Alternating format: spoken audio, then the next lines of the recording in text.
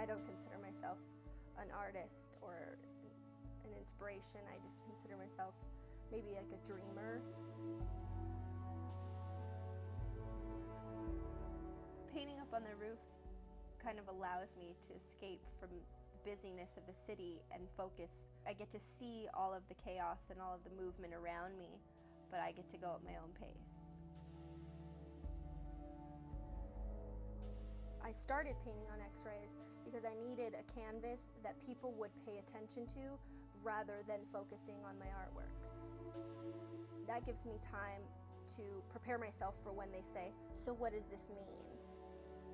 It's almost like a personal thing to me, what it means or why you put it together. It's almost like you don't want to share it. It's your own little secret. Somebody probably looked at this x-ray with so much anxiety that they have this deformity or this disfigurement for the rest of their life, and I take it and make it something that people will enjoy.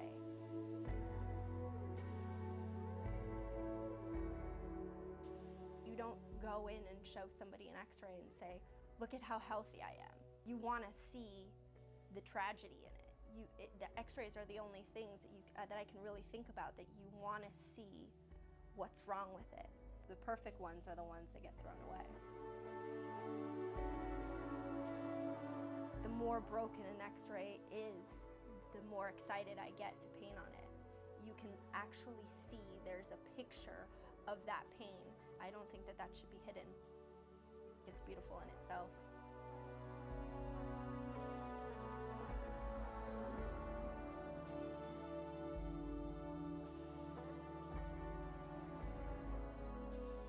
I lost my father when I was 15, and I think a lot of times people will use that as an excuse to kind of just completely go off the path that they're on. But to me, I had an incredible, amazing, encouraging father for 15 years of my life, which is more than most people can say for their living fathers. So I think there's always something broken, and you can always take it and put it into a positive, and that's the way that you rise up. You really can't experience happiness until you've experienced pain, because then you're able to compare the difference.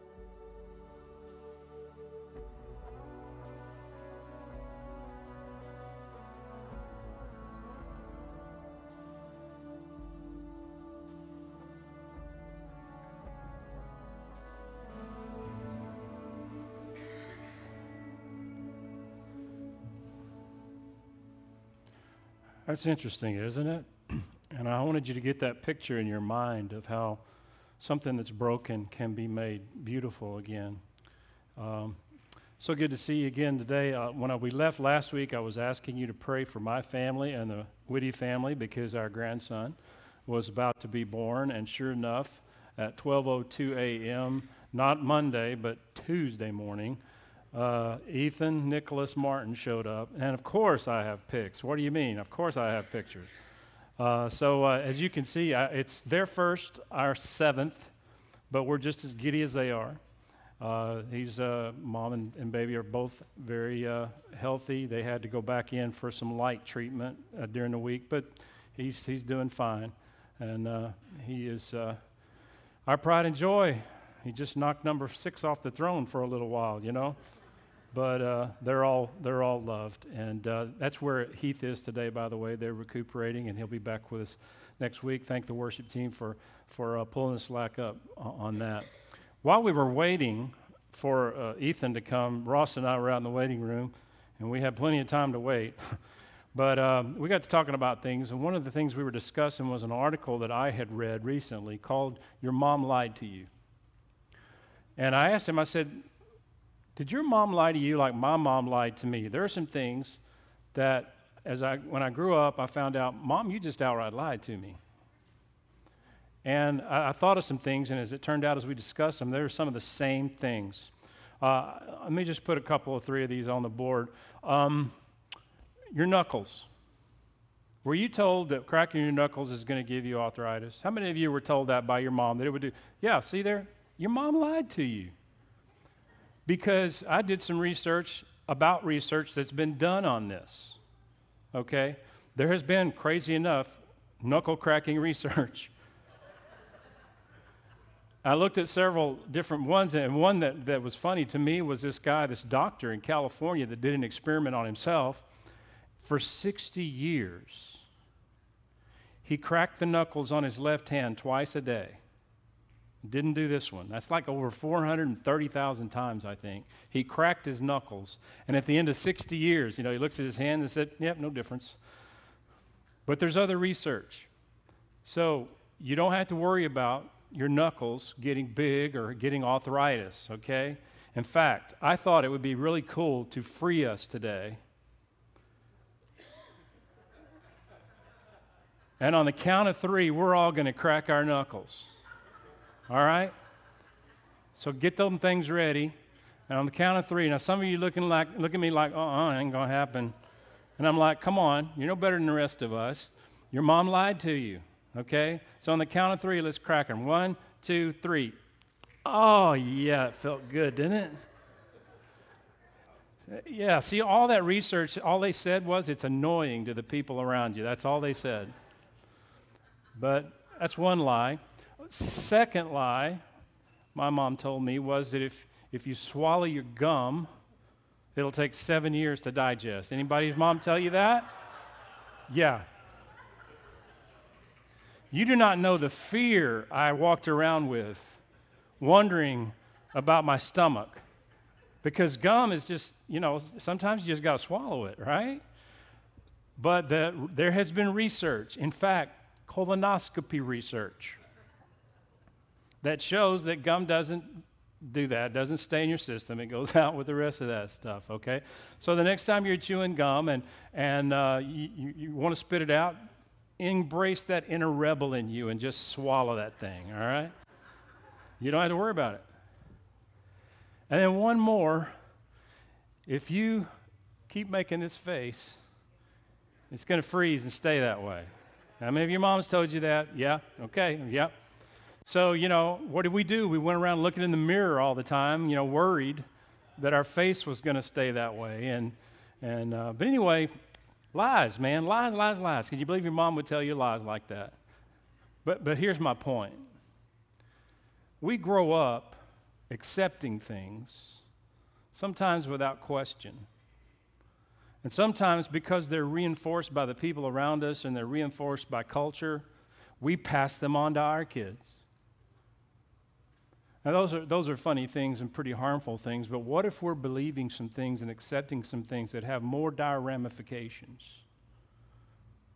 that we believe and that are reinforced by people around us and that we're passing on to our children?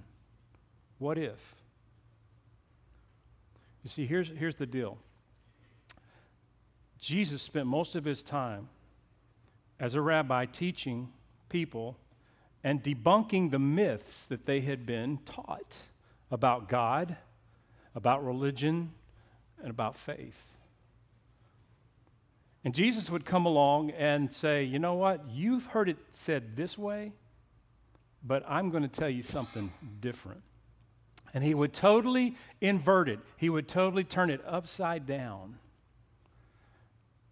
And so I thought it would be good to spend some time the next few weeks talking about some of those upside down, inverted teachings of Jesus and learn what it means to be broken and to be humble and all those things that we're going to talk about. And today we're going to talk about this first upside down teaching of broken to be whole.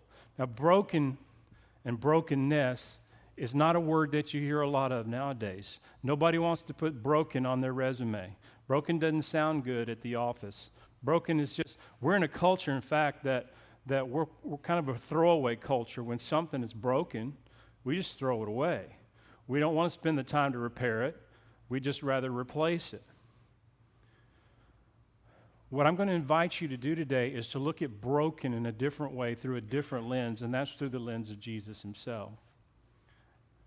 And I'm going to begin by reading an excerpt of a book. I'll put the cover up here in case you want to take a look at it and maybe read it later. It's by William MacDonald, and it's called Lord Break Me. And he opens his book by saying this. Usually, when someone is broken, when something is broken, its value declines. Now that makes sense, right? Something broken, the value declines. He says it disappears altogether. So broken dishes and broken bottles and broken mirrors are generally scrapped. They're thrown out. Even a crack in the furniture or a tear in the cloth greatly reduces its resale value. But then he goes on to say, but this isn't the way things work in the spiritual realm. In the world we know, if something breaks, the value goes down. But God puts a premium on broken things, especially broken people. And here's what I want you to remember today. When God sees broken, he sees beautiful. When God sees broken, he sees beautiful. When we see broken, we lessen the value. But when God sees beautiful, he puts a premium on broken things. And we're going to see an example of that in Luke chapter 7. So if you want to turn there, turn your Bibles to that. There's a Bible in the pocket in front of you if you need one. Of course, the words will be up on the screen as well. But we're going to look at a story where Jesus has been invited over to the house of Simon. Simon is a Pharisee, a religious leader. And as a religious leader, it was Simon's duty to invite the visiting rabbi, Jesus, over to his home for a meal. And so Jesus gets to this guy's house, and Simon, his heart's not in it. His heart's just not in it. He's not really wanting Jesus to be there. So Jesus comes in the house, and Simon doesn't give him a greeting. For us, it might be a handshake or a hug to say hello. For them, it would have been a kiss on the cheek or a kiss on the hand to greet them. And then, when it's time to eat, Simon doesn't make sure that Jesus' feet are washed. And he doesn't even give him water to wash his own feet. And then in most Jewish households, a very hospitable gesture would have been to anoint their guest with oil on their head. And Simon doesn't do that. His heart is not in Jesus being there. He's kind of going through the motions.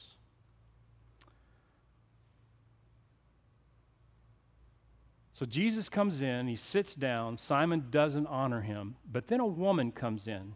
She comes on the scene in verse 37. And things start to get a little bit awkward, and that's where I want to pick this story up, okay? Verse 37.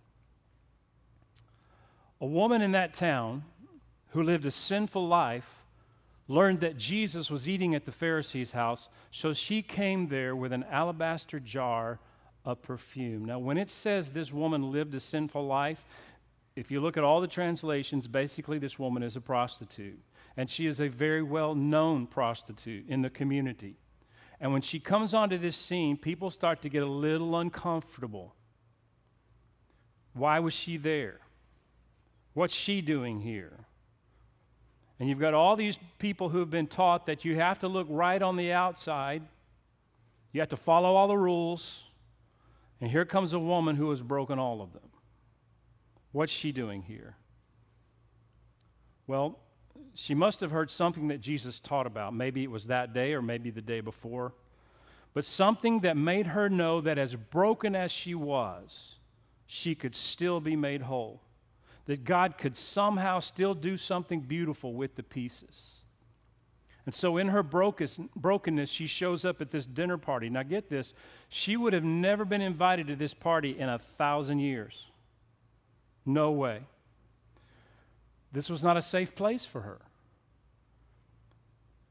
She would have avoided it at all costs, but she just had to see Jesus again. And she knew that people would look at her, and she knew how they would look at her as a woman who was broken beyond repair. A Pharisee would see someone like this as just someone to throw away, someone who's taking up too much air, and throw them away. But that's not how Jesus sees her.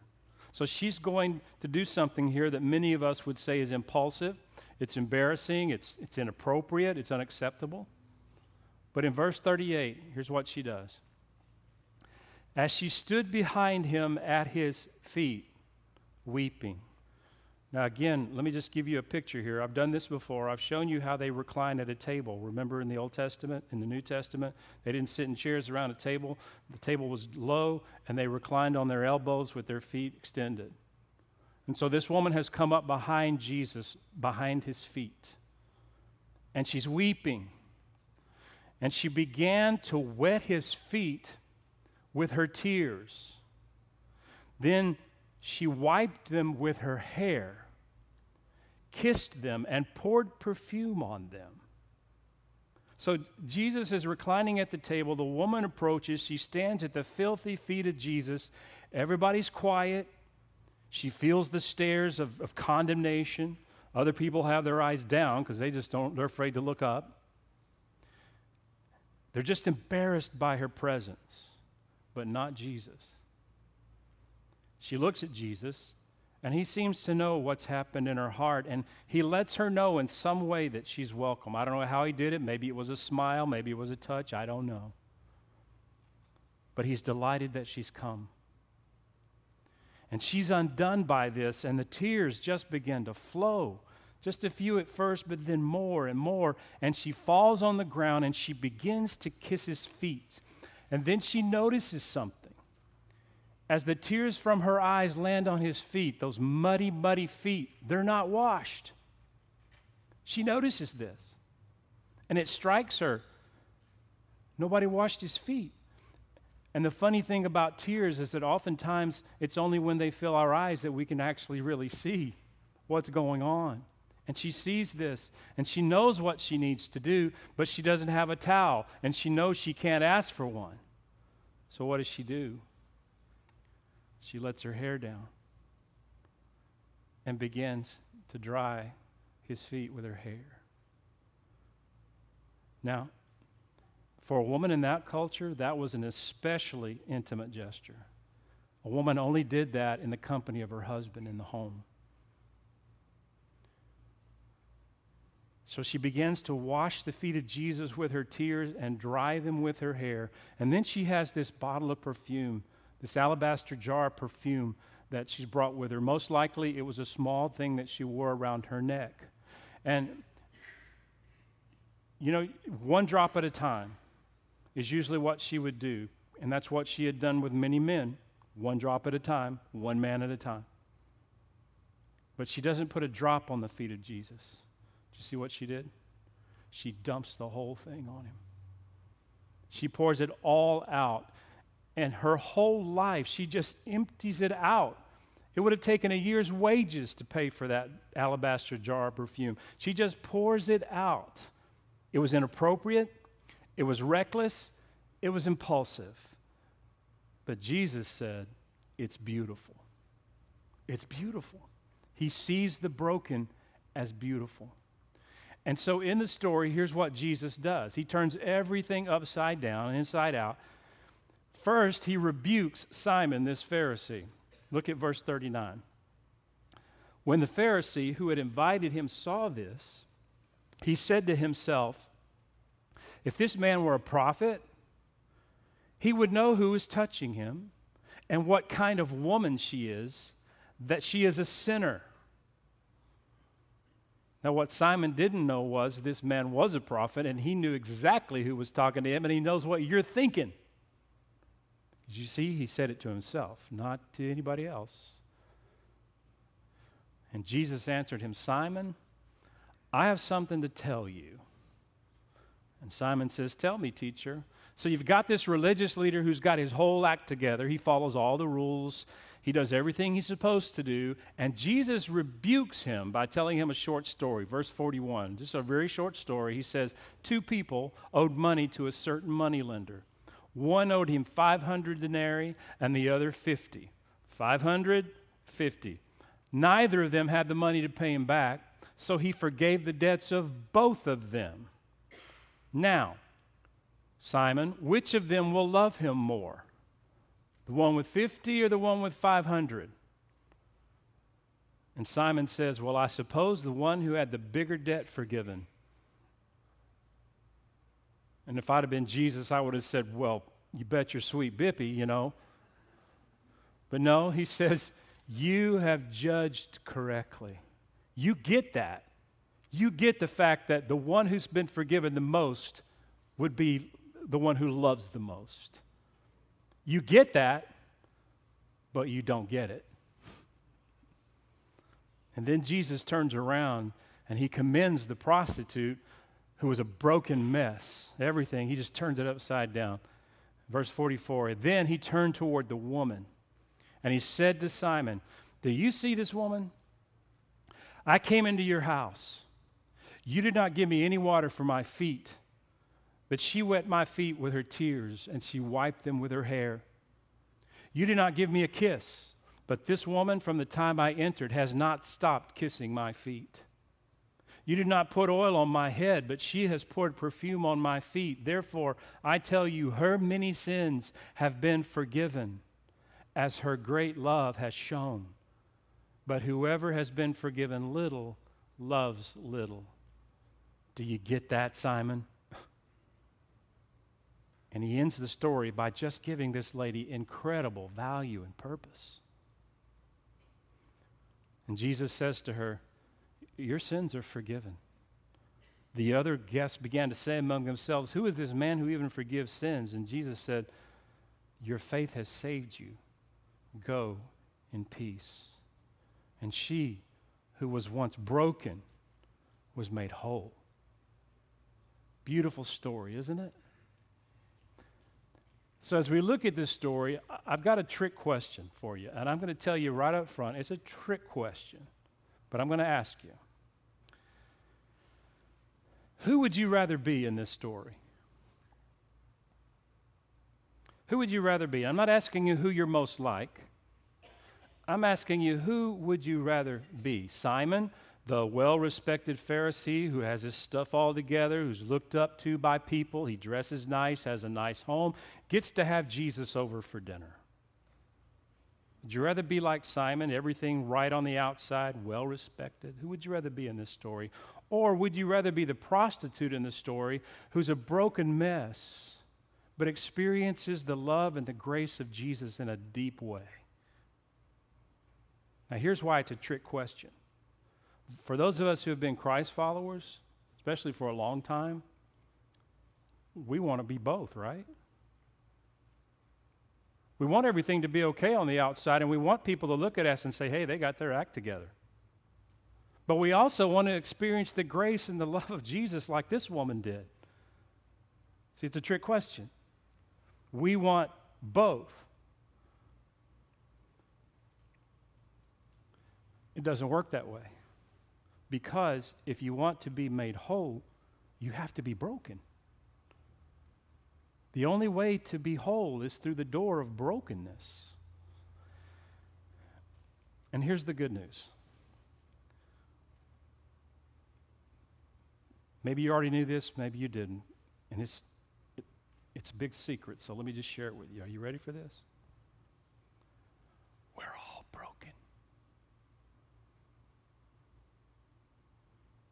We're all broken. We are all broken. We are all broken. And those of you who don't think you are the most broken.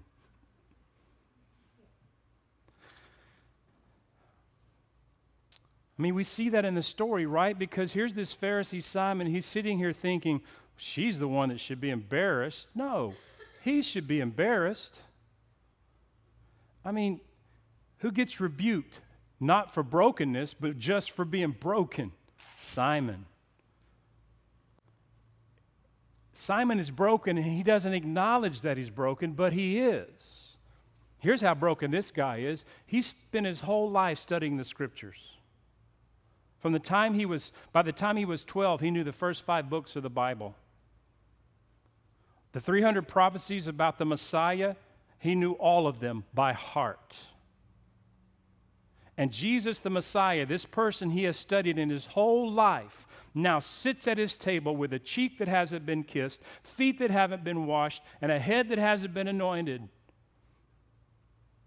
That's how broken he is. And he doesn't even know it. Doesn't even acknowledge it. But the point I'm really trying to make isn't to be broken. You're already broken. We're all broken. The point of the sermon is brokenness. You see, all of us are broken, but not everyone has brokenness. Brokenness is knowing we're broken, but we stop trying to hide it. We stop trying to pretend like all the pieces fit together, but instead we say, God, this is it. These are the broken pieces. That's brokenness. There's a TED Talk by a lady named Brené Brown.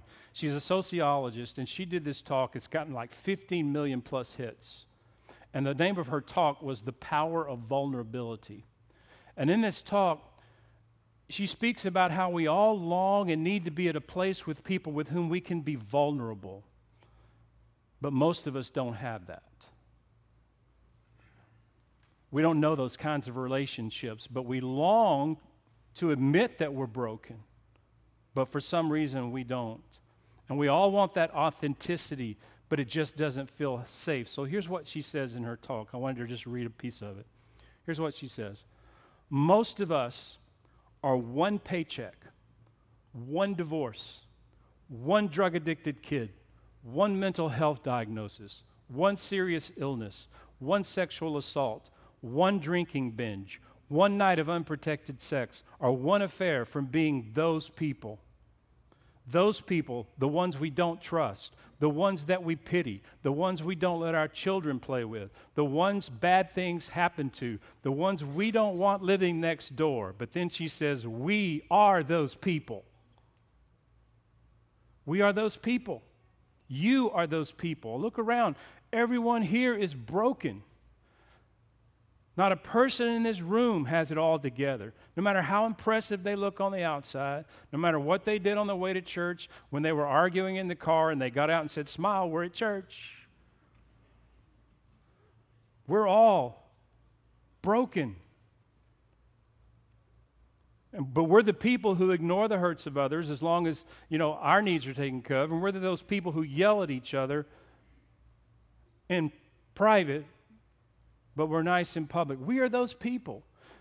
And we're the people who think God is somehow more impressed because we've come up with a way to make it look good on the outside. And we follow the rules. Some of the rules that we've made up ourselves aren't even in the Bible, but we follow them, and we hold other people accountable to the same rules. We are the people who go into debt to keep up appearances. We are the people who look down on others because they're different from us. We're the people who work 50 hours a week plus just to find somehow to prove our worth. We're the people who take the easy way out and we log on to the porn site. We're the people who have holes punched in our closet doors. We're the people who spend hours on social media trying to convince people that our lives are somehow better than they really are. We're those people. We're broken. We're all broken. So what do we do with it? We try to hide it. That's what you do with brokenness. Listen, ask a kid who breaks something. Your kid ever break anything? What happens? Number one, they're not going to tell you. Number two, they're going to hide it. And that's exactly what we do. We won't admit we're broken, and we try to hide it. We're all broken. What we need is brokenness, where we recognize the reality of our broken condition. And here's what we need to understand. Get this. There is no wholeness without brokenness. There is no wholeness without brokenness. Now, that's the bad news, but the good news is the gospel. The good news is Jesus came to make things whole. Because Jesus, when he sees broken, he sees beautiful. And the good news is that God makes the broken whole through Jesus. And it's only after being made broken that we're ready to fulfill our purpose and to be used by God. I want to give you an example or a picture of how this looks. In Isaiah chapter 53, this kind of helps us see how God makes us whole. Verse 4 and 5 says this, Surely he took up our pain. And the prophet Isaiah is talking about the Messiah, Jesus. Surely he took up our pain and bore our suffering. Yet we considered him punished by God, stricken by him, and afflicted. But he was pierced for our transgressions. He was crushed for our iniquities. The punishment that brought us peace was on him, and by his wounds we are healed. A couple of words I want you to just pay attention to. One is the word wounds. And that word wounds refers to the bruises that come, black and blue, bruises that come from broken blood vessels. Literally means that. So the word wound here means bruises caused by broken blood vessels. That's a physical thing. He was bruised for us. And then the word healed. And that word healed comes from the root word meaning mended, repaired, or thoroughly made whole. And here's what Isaiah was saying. We are made whole because he was broken. And there is no wholeness without brokenness. And it's only after being broken that we're really ready to fulfill the purpose that God has for us and for our lives. Brokenness. That's where God does his best work. And one more scripture, Jeremiah 18, 1 through 6. And I really love this little piece of scripture. It says this. This is the word that came to Jeremiah. It's another prophet from the Lord. And he told Jeremiah, go down to the potter's house, and there I will give you my message. So I went down to the potter's house, and I saw him working at the wheel. But the pot he was shaping from the clay was marred in his hands. So the potter formed it into another pot, shaping it as it seemed best to him. And then the word of the Lord came to me, Jeremiah, and he said, can I not do with you, Israel, as this potter does? I love that question. Can I not do with you in my hands what this potter has done in his? I can make you into something better. Like clay in the hand of the potter, so are you in my hand, Israel. And I know your jar hasn't turned out how you thought it would turn out. I know what you had in mind and it just hasn't happened, what you thought it would look like. And at some point along the way, it's gotten broken.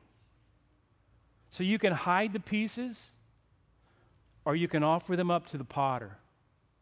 Say, God, here are the broken pieces. Can you do something with this? My wife and I are big Chip and Joanna Gaines fans. You know, some of y'all like them. We've been to the silos, we've done all those things and watched the shows, and now, they're in another stage and doing different things. But one of the things they do is they put out magazines, Joanna does, and I think it's called Magnolia or something like that. Everything up there is called Magnolia. But anyway, this fall issue that came out, the theme of it was wholeness. It's caught my attention because of what we're talking about today. And Joanna is from an Oriental background. And she does this article about a Japanese ceramic restoration process called kintsugi. Kintsugi. It started in Japan in about the 1500s. And it's a process whereby the Japanese figured out how to take broken ceramic pieces and they put them back together and they strengthen those cracks and then they go over them in gold. I got some pictures that I found on the internet of what that kind of looks like. And here's what it does. Whatever that ceramic piece was worth before it was broken, the value went way up after it was put back together and traced with gold. And my friend, that is what God does with your life. If you are willing to admit you're broken, and if you will give him the broken pieces, not only will he put them together, but he will make something much more valuable than it ever was in the first place. But you have to be broken, because there is no wholeness without brokenness. Are you willing to admit that you're broken? And are you willing to stop hiding it? And are you willing to let God make something broken beautiful? That's what he does.